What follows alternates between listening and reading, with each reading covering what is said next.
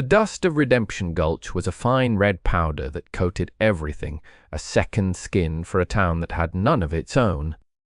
It settled on the raw pine of the new-built storefronts, filled the cracks in the boardwalk, and hazed the brutal blue of the sky.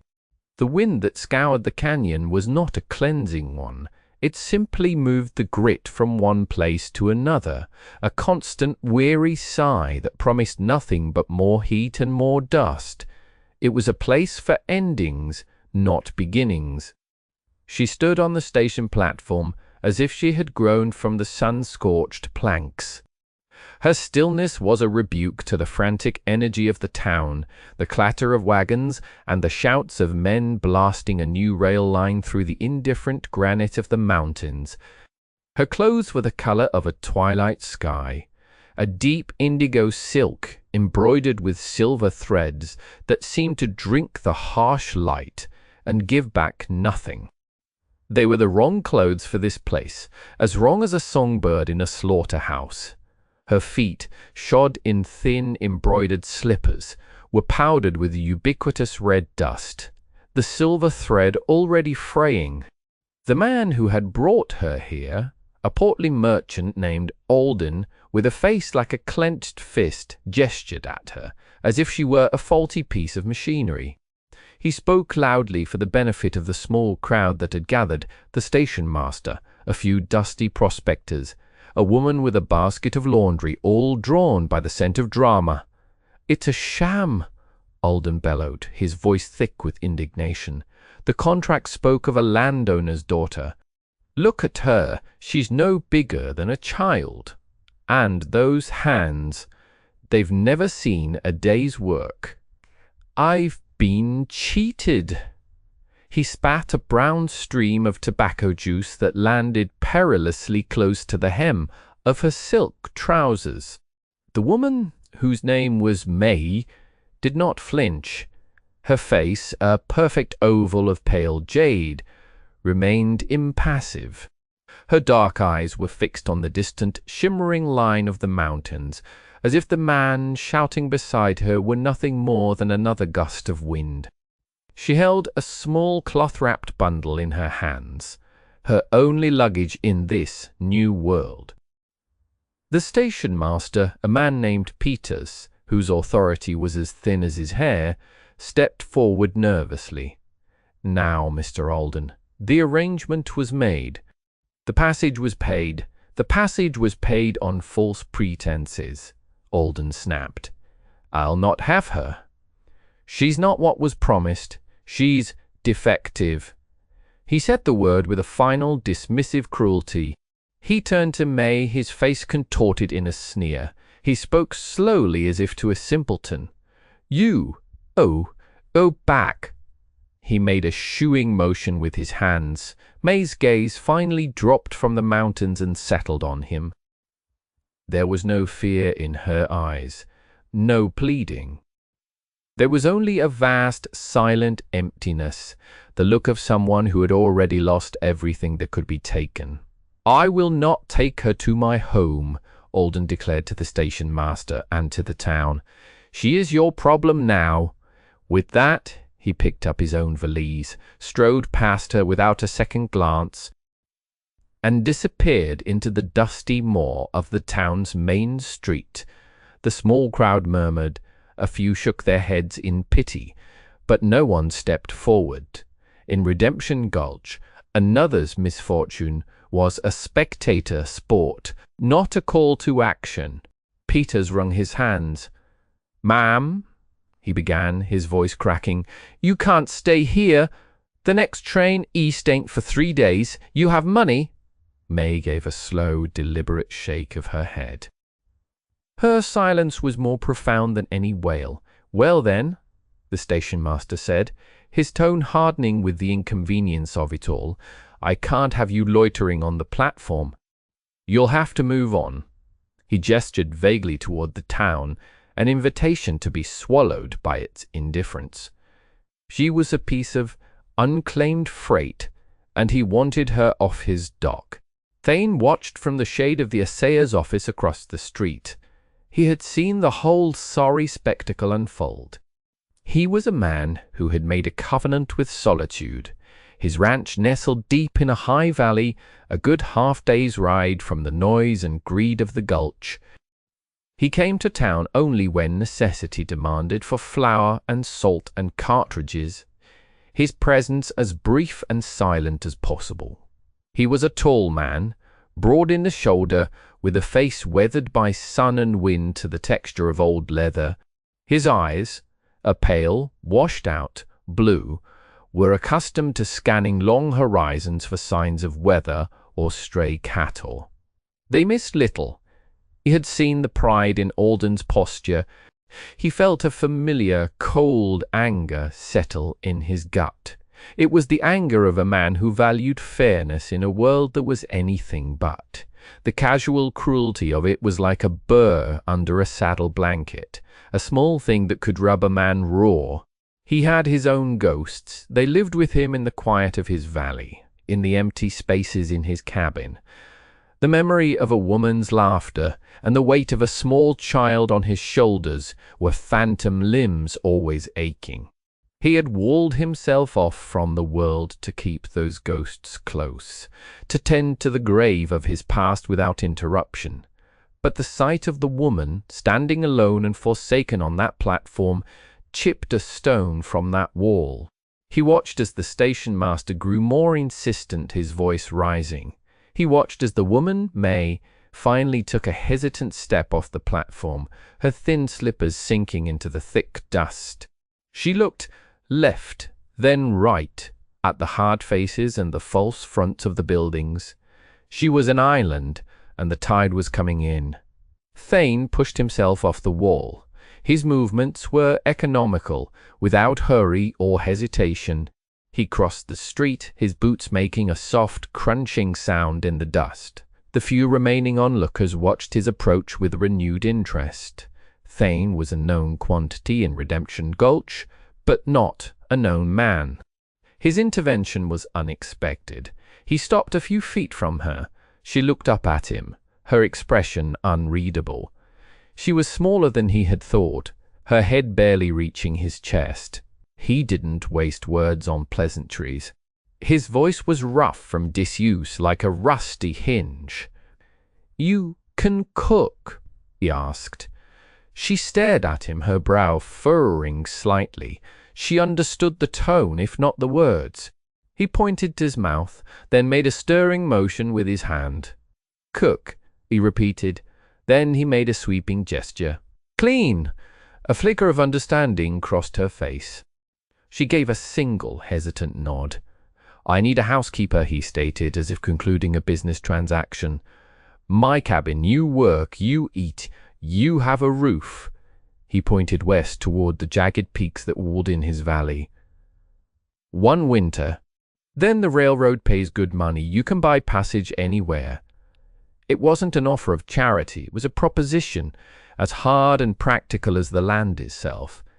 He was offering a solution to his problem, a dusty, disordered cabin, and hers. He looked into her eyes, trying to convey the simple, unvarnished truth of the offer.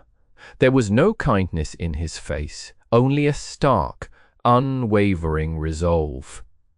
May searched his gaze. She had seen the avarice in Alden's eyes, the weak-willed annoyance in the station master's. In this man's pale blue eyes, she saw something else entirely. She saw a solitude as profound as her own.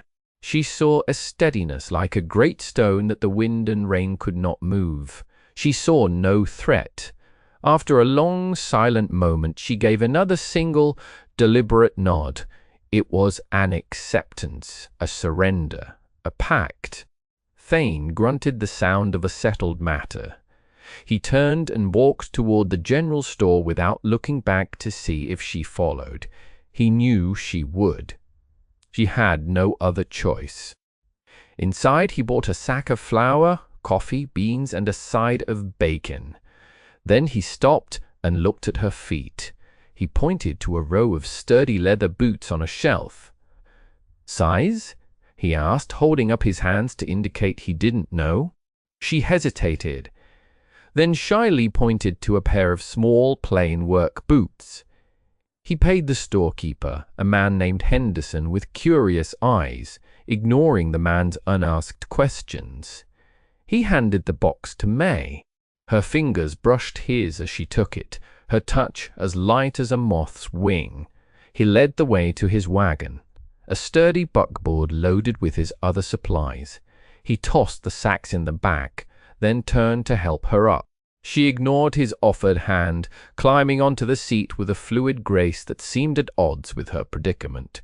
She sat straight-backed, the boot box on her lap, her small, cloth-wrapped bundle clutched in her hands. They rode out of town. The whispers of the gulch followed them like the dust stirred by their wheels. Thane kept his eyes on the road ahead, his jaw set. He did not know what he had just done. He had invited a stranger into his fortress of grief, a woman from a world he could not imagine. He only knew that leaving her to the casual wolves of the town was not a thing he could have done. The silence in the wagon was thick and heavy, filled with the unspoken histories that had brought them to this dusty road, heading toward an unknown future together. The journey to his valley was a slow ascent from the purgatorial heat of the gulch into the cooler, cleaner air of the high country. The landscape changed from red rock and scrub to pine and aspen. The air grew thin and sharp, smelling of resin and damp earth. Thane's homestead was tucked into a fold of the mountains, a small, defensible meadow. The cabin sat in the center, built of thick, hand-hewn logs, with a stone chimney and a roof of split shingles. It was a solid place built to endure. Like the man who built it, the cabin was Spartan and solitary. Inside it was one large room. A stone hearth dominated one wall, a bed was built into another corner, and a rough plank table with 2 stools stood in the center. Everything was functional, from the iron cook stove to the pegs on the wall that held his coat and rifle. It was clean, in a man's way, swept but not scrubbed, orderly but not ordered. The air inside was still and lonely, holding the faint scent of wood smoke, old leather, and the man's quiet grief. Thane carried in the supplies and set them on the table. He gestured to a small cot folded in the corner. "That's yours," he said. He pointed to the stove, the water bucket, the pantry. Food, water, work. The terms were clear. He took his rifle from the wall. "I'll be back by sundown." He left without another word, melting into the trees at the edge of the meadow. He needed the familiar rhythm of work, the solitude of the forest, to process the disruption he had brought upon himself. May stood alone in the center of the room. The quiet was different here. It wasn't the hostile silence of the town, but a deep, resonant silence of the mountains themselves. She ran a hand over the rough wood of the table. She looked at the dust motes dancing in the single shaft of light from the window. This was her new reality. A cabin in the wilderness with a silent, stone-faced man. It was a world away from the courtyards and classrooms of her father's house in Fujian province. She did not weep. Tears were a luxury she had left behind somewhere on the long ocean passage. Instead, she unwrapped her small bundle. Inside was a change of simple cotton clothes, a small, carved wooden comb. She opened the tin. The fragrant, earthy scent of tea leaves filled the air. It was the last piece of her old life. She closed it carefully and set it aside. Then she began to work. She started with the water bucket, fetching fresh cold water from the creek. She found a rag and scrubbed the floorboards until the pale grain of the wood showed through. She washed the single window until the light streamed in, bright and clear. She took Thane's few dishes and scoured them with sand from the creek bank until they shone. She found a broom and swept the hearth, arranging the firewood in a neat stack. When Thane returned at dusk, a brace of grouse hanging from his belt, he stopped in the doorway. The cabin was transformed. A fire crackled warmly in the hearth, chasing the chill from the corners. The air smelled of soap and wood smoke, and something else, something savory and delicious. A stew bubbled on the stove. His cot was neatly made, his spare blanket folded at its foot. The room was the same, yet entirely different. It felt inhabited. May was sitting at the table, mending a tear in his canvas coat with small, precise stitches. She looked up as he entered, her face calm in the firelight. She had changed into the simple blue cotton tunic and trousers, and her hair was neatly combed and braided. She looked as if she belonged there. He hung the grouse and his rifle on their pegs, his movements slow. He did not know what to say. Thank you felt inadequate. Good work felt like an order. So he said nothing. He washed his hands and face in the basin she had filled with fresh water and sat down at the table. She served him a bowl of the stew. It was rich with the wild onions and mushrooms she must have found near the creek, seasoned with herbs he hadn't known grew there. It was the best food he had eaten in 5 years. They ate in silence. It was not the tense silence of the wagon ride, but a new, companionable quiet. It was the silence of two people engaged in a shared task, survival. This became their rhythm. Each morning he would rise before dawn and go out to tend his small herd of cattle, hunt or chop wood. He would return to find the cabin warm and clean, a hot meal waiting. He never gave her instructions, but she seemed to anticipate his needs.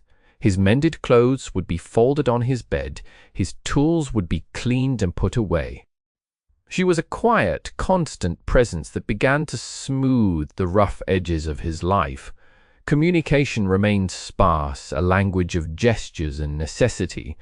He would leave a bolt of wool flannel on the table. A few days later, a new shirt for him and a warmer dress for her would appear. He noticed her slippers were wearing through, so on his next trip to town, he bought her the boots he'd first thought of, leaving them by the door without a word. He learned about her through observation. He saw the grace in her movements, the intelligence in her eyes. He noticed that before she prepared any food, she would wash her hands with a ritualistic care. He saw her one afternoon by the creek, not washing clothes, but simply standing, watching the water flow, her face filled with a profound and distant sorrow. He understood that her stillness was a container for a grief as deep as his own. She learned him in the same way. She learned the sound of his footsteps, the weary slump of his shoulders after a long day. She saw the way his hands, though calloused and rough, could be gentle when tending a sick calf. She noticed that he never spoke of the past, but sometimes when he thought she wasn't looking, he would stare into the fire with an expression of such hollow loss that it made her own heart ache in sympathy. One evening she made tea. He had been drinking the bitter boiled coffee he always made. She presented him with a steaming cup of pale, fragrant liquid. He looked at it suspiciously. She made a small, encouraging gesture. He took a sip. It was light and clean, with a hint of wild mint she had gathered and dried. It tasted of the mountains, of clean water, of care. It was a small thing, a cup of tea, but it felt like a gift. It was their sacrament, a quiet acknowledgment of the fragile peace they had built together in their shared solitude. The first snows came early that year, soft white flakes that drifted down from a sky the color of slate. At first it was beautiful, dusting the pines and silencing the world.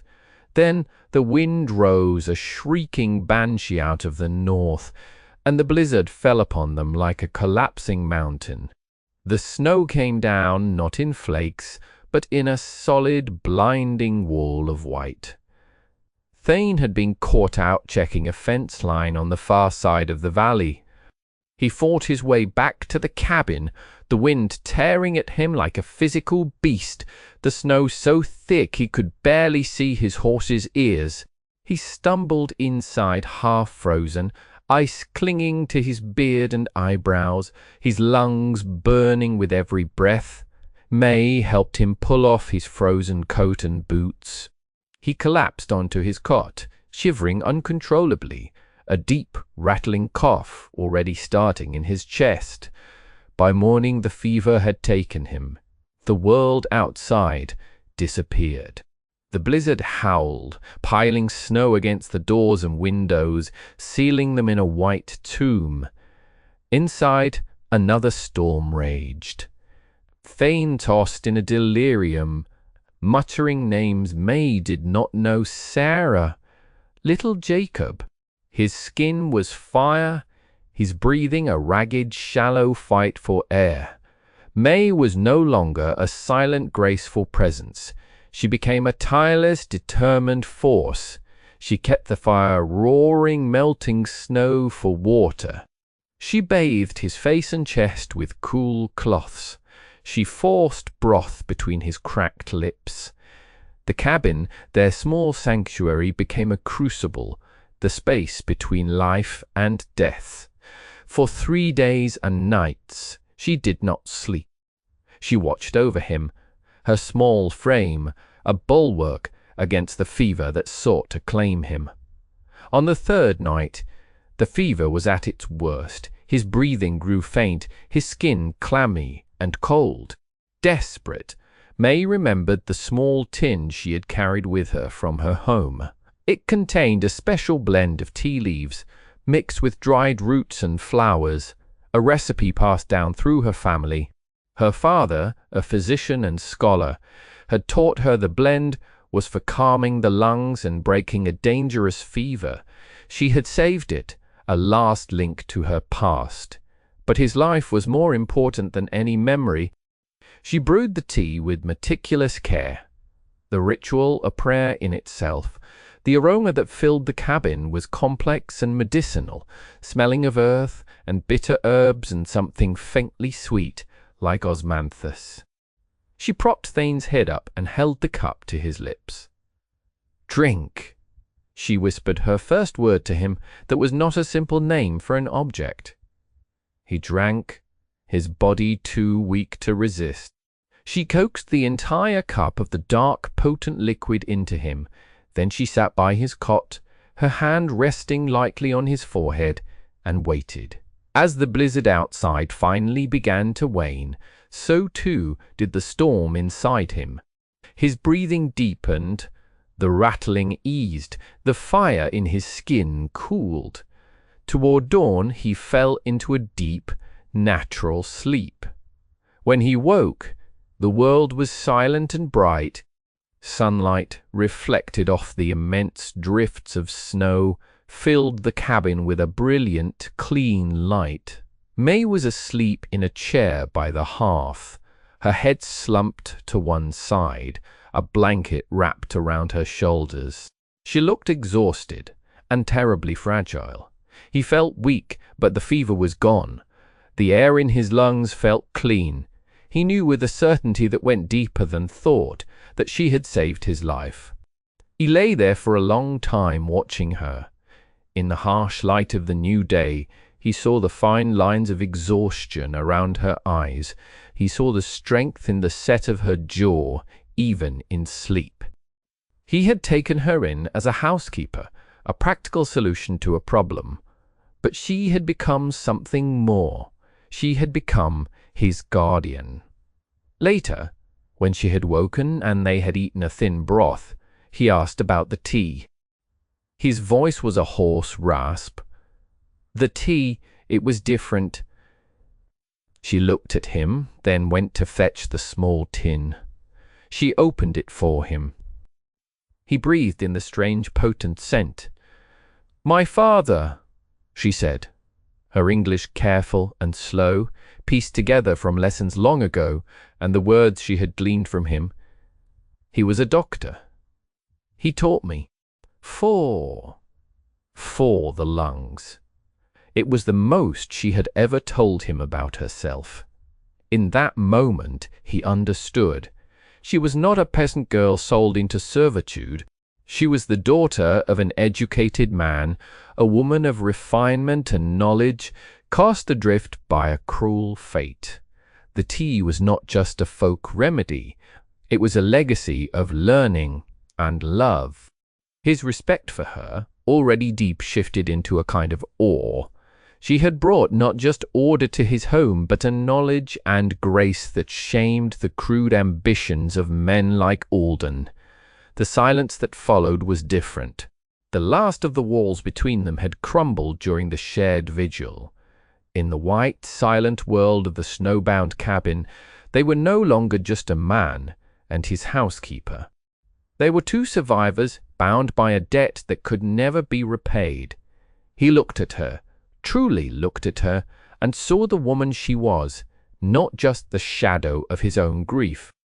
And in that moment, the ghost of his lost wife, Sarah, did not fade, but gently made room.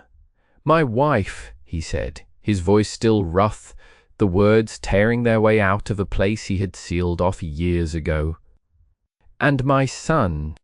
They died of lung fever 5 years ago."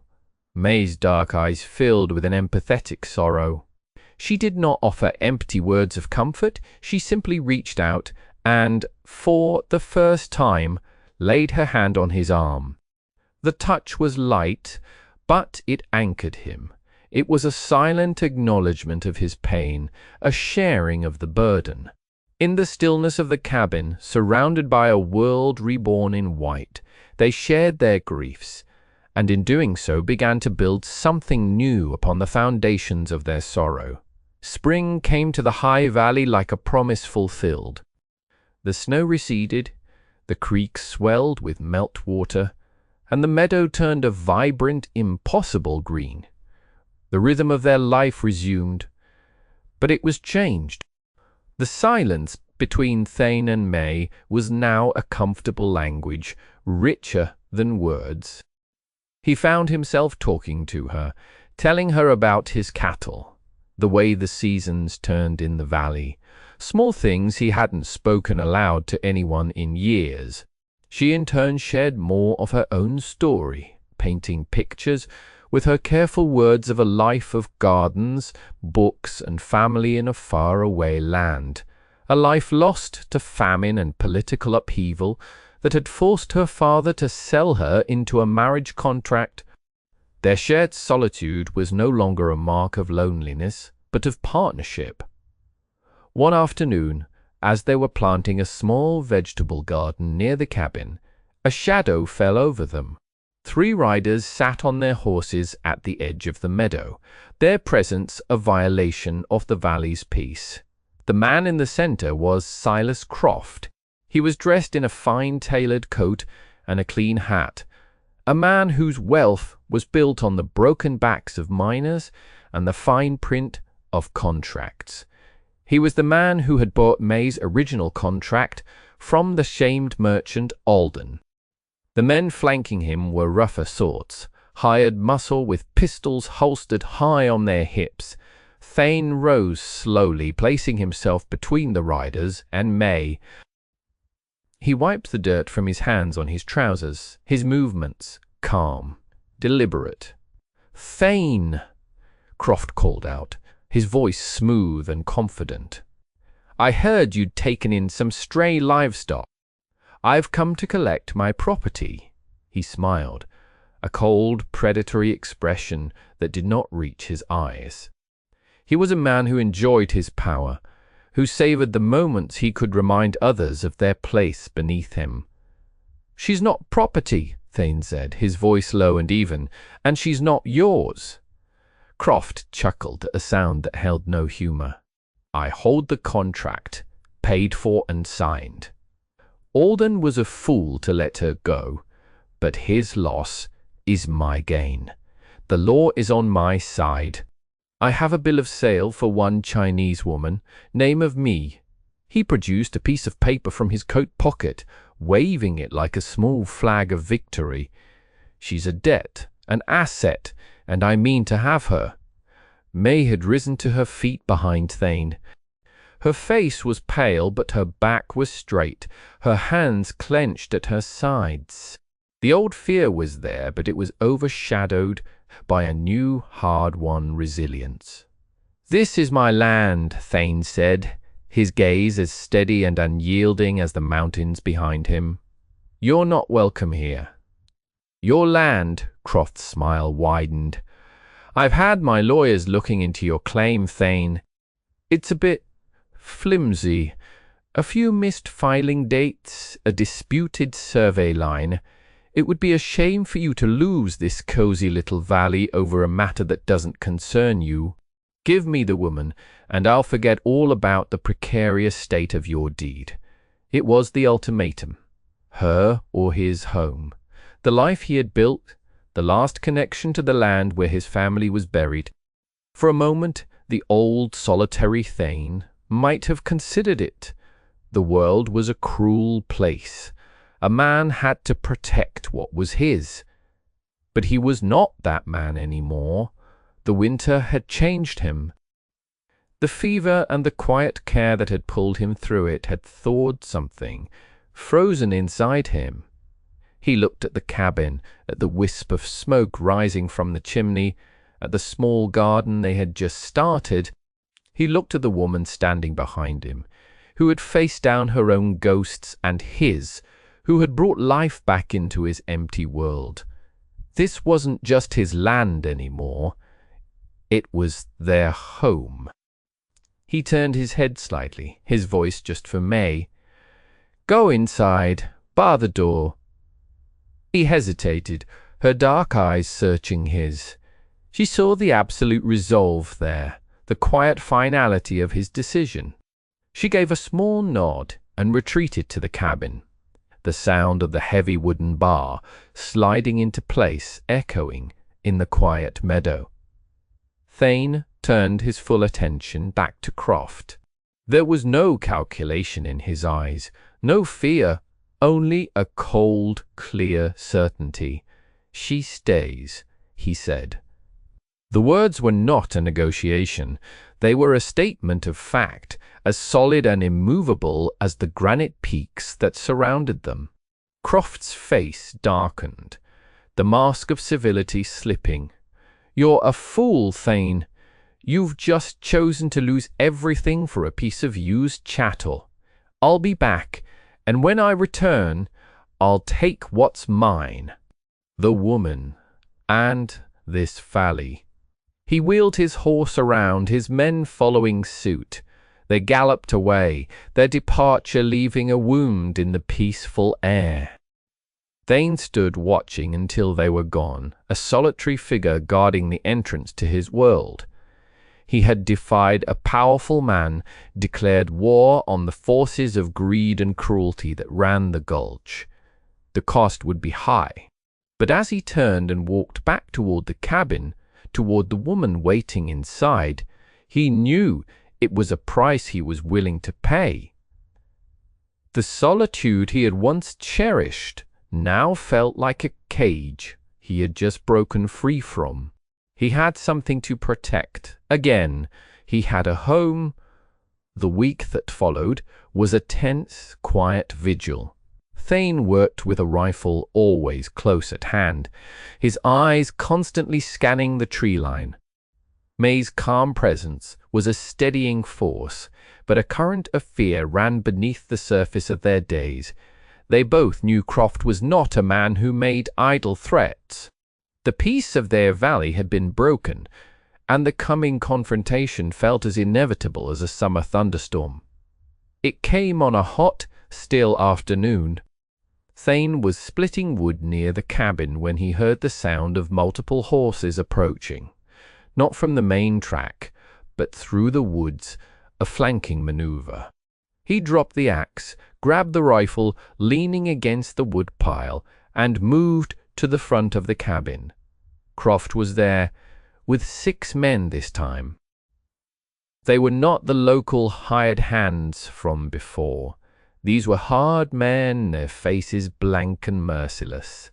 Professional enforcers brought in from outside the territory. The corrupt town sheriff was not with them. This was not about the pretense of law anymore. This was about brute force. "Last chance, Thane," Croft shouted from 50 yards out. "Send her out now, and I'll let you walk away from this." The cabin door opened, and May stepped out. She was holding the kettle. She had been preparing their evening tea. She looked at Croft and his men, her face a mask of composed dignity. She did not cower or run. She stood beside Thane, a silent partner in his defiance. Croft laughed, a harsh, ugly sound. He saw the kettle in her hand.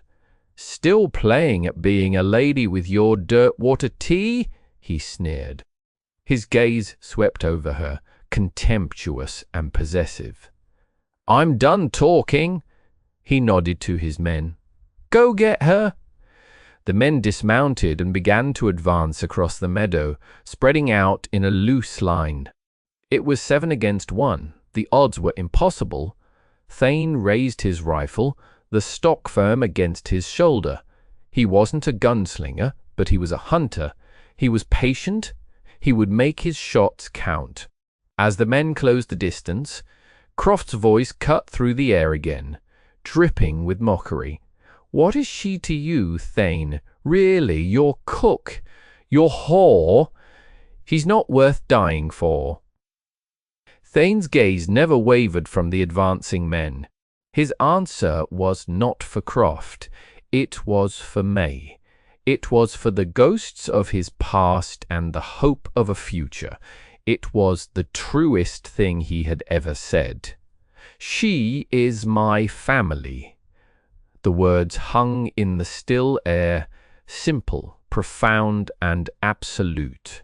They were a declaration that redefined everything. This was no longer a dispute over a contract or a piece of land. It was a man defending his own. In that moment, May looked at him, and for the first time she smiled. It was a small, fleeting thing, but it was filled with a light that pushed back the darkness. The first shot came from Thane's rifle. It was not aimed at a man, but at the ground in front of the led rider, kicking up a plume of dirt. A warning, it was ignored. The men charged. Thane fired again, and one of the men cried out, clutching his leg. The fight began in earnest. He was a capable man, strong and resolute, but he was desperately outnumbered. He got off one more shot, dropping another man, before the rest were on him. A pistol butt slammed into the side of his head, and he staggered, the world tilting, his rifle falling from his grasp. Croft watched from his horse, a triumphant smirk on his face. 2 of his men grabbed Thane, holding his arms, while another advanced on May. But May was not idle. As the man reached for her, she moved with a speed that belied her graceful composure. She unslung the kettle of hot water, not boiling but painfully hot, and threw its contents directly into his face. The man screamed, clawing at his eyes, stumbling back. The momentary distraction was all Thane needed. With a roar of pure fury, he threw off the men holding him. He was no longer just a farmer defending his land. He was a force of nature, a husband and father defending his home. He fought with his fists, with his feet, with the primal strength of a man with everything to lose. The fight was a brutal, desperate whirlwind of motion. But still, the numbers were against him. He was driven to his knees, blood streaming from a cut on his forehead. Croft, dismounted, walking toward him, pulling a pistol from his belt. The fight was over. "I told you, Thane," Croft said, leveling the pistol at his head. "A fool's choice." Suddenly, a new sound cut through the air, the sharp crack of a different rifle from the woods. One of Croft's remaining men grunted and fell. Everyone froze. Out of the aspen trees stepped Henderson, the storekeeper from town, a long hunting rifle in his hands. And behind him were 3 other men, a blacksmith, a prospector, a freight hauler. Decent men who had seen Croft's hired guns ride through town and had decided that some lines shouldn't be crossed.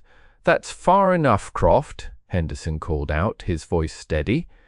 "We don't hold with this kind of business in the gulch." Croft stared, his face a mask of disbelief and rage. His power was built on the assumption of others' fear and indifference. To be defied by common shopkeepers was an insult he couldn't comprehend. His authority evaporated in an instant. His 2 remaining conscious men looked from Henderson's rifle to their bleeding comrades on the ground, and their appetite for the fight vanished. They backed away, hands raised. Croft was alone. He looked at Thane, at May, at the armed townsman. He was a wealthy man, a powerful man, but in that moment he was just a coward with a gun. With a snarl of frustrated fury, he lowered his pistol, scrambled back onto his horse, and fled, leaving his defeated men behind. Silence descended on the meadow, broken only by the groans of the wounded men. Thane pushed himself to his feet, swaying slightly. May rushed to his side, her hands fluttering near his face, her eyes wide with concern. He caught her hand, his grip firm and reassuring. He looked at Henderson and the others, giving them a single grateful nod. Justice, it seemed, had not entirely abandoned. Redemption Gulch, the stand had been made. The home had been held. In the quiet aftermath, the valley seemed to breathe a sigh of relief. Henderson and the other townsmen helped Thane tie up Croft's wounded men, declaring they would be hauled to the territorial marshal in the next county far from Croft's influence. They left with a quiet respect for the man in the high valley and the woman who stood beside him. The story of Thane's stand and Croft's cowardly retreat would strip the man of his power in Redemption Gulch more effectively than any court of law. As twilight settled, painting the sky in the same deep indigo as the silk dress May had once worn, she tended to Thane's wounds. She cleaned the cut on his forehead with a gentle touch, her fingers deft and sure. They sat at the table in the warm glow of the lantern, the cabin a haven of peace against the vast dark wilderness. The battle was over, the threat extinguished. The words Thane had spoken in the heat of the fight lay between them, a truth that could no longer be ignored. He had called her his family. He reached across the table and took her hand. Her skin was soft, her fingers small and delicate, yet he knew the strength they held. "May," he said, his voice quiet and earnest. "What I said to Croft, I meant it." He fumbled for the words, a man more comfortable with silence and action than with matters of the heart. "This place, it was just a piece of land with a cabin on it, a place to store my ghosts. You came, and you made it a home. I don't want to go back to the way it was before." He looked at her, his pale blue eyes full of a raw, vulnerable hope. My declaration to him was a defense. I want my declaration to you to be a beginning, if you'll have it. If you'll have me. It was not a polished proposal. It was a simple, rugged truth, offered with the same stark honesty as his first proposition on the train platform. May's eyes glistened in the lamplight. She had traveled across the world only to be discarded, Like faulty goods, she had faced starvation, humiliation, and violence. And, in the unlikeliest of places, with the unlikeliest of men, she had found a man who saw not a contract or a burden, but a woman worthy of respect, worthy of protection, a man who saw her as family. She did not answer with words. Instead, she rose from her chair. She took the kettle and the small tin containing the last of her father's tea. With the same ritualistic grace she always used, she prepared 2 cups. The fragrant steam filled the quiet room, a scent of history, of survival, of love. She brought the cups to the table. She handed one to him, then sat and took up her own. She did not drink. She simply looked at him over the rim of the cup, her dark eyes saying everything her words could not. This ceremony, once a memory of a life she had lost, was now a cornerstone of the life they would build together. It was an offering, a promise, a vow. Thane took a sip of the tea. It tasted of the earth, of bitter herbs, and of a sweetness that filled the empty spaces in his soul. He reached out and covered her hand with his. Her skin was warm, solid, real. Outside, the great dark mountains stood guard, and the stars began to appear in the vast, silent sky. Inside the small cabin, in the warm circle of the lantern light, 2 solitary souls, forged in the crucible of the frontier, had finally found their home together.